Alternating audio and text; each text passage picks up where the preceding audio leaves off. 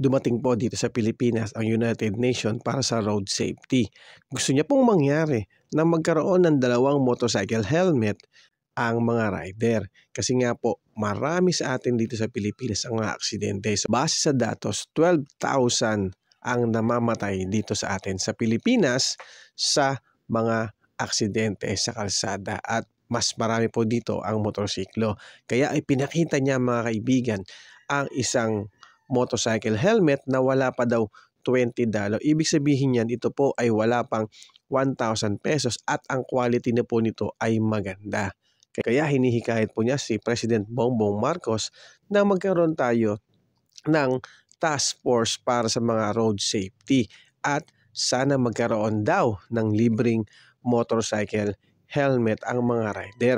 Problema nga lang ay kung bibigyan daw natin ng motorcycle helmet lahat ng mga motorsiklo ay mauubos po ang ating budget.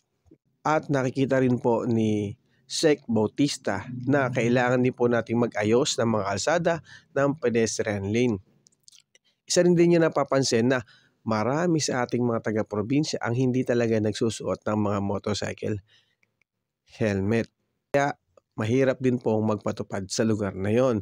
Ngayon, sabi nga nila, kailangan magtulong-tulong tayo para ma-aware ang mga tao na magsuot lagi ng helmet kasi nga po ito po ay kaligtasan natin.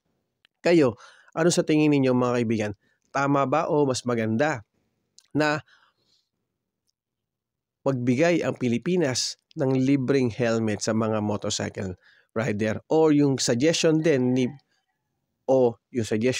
President Bongbong Marcos na makipag-collab sa mga manufacturer para magbigay or para magbenta na mas mura at quality na helmet sa mga motorista.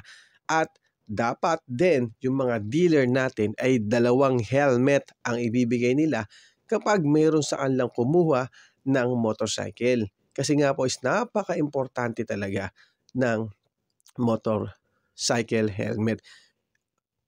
Opinion naman po ng iba, sabi nga nila, kung bibili din lang tayo ng helmet, mas maganda yung quality na at yung maayos po. Sabi din naman ng isa, yung ibibili daw niya ng helmet, ibibili na lang daw po niya ng pagkain.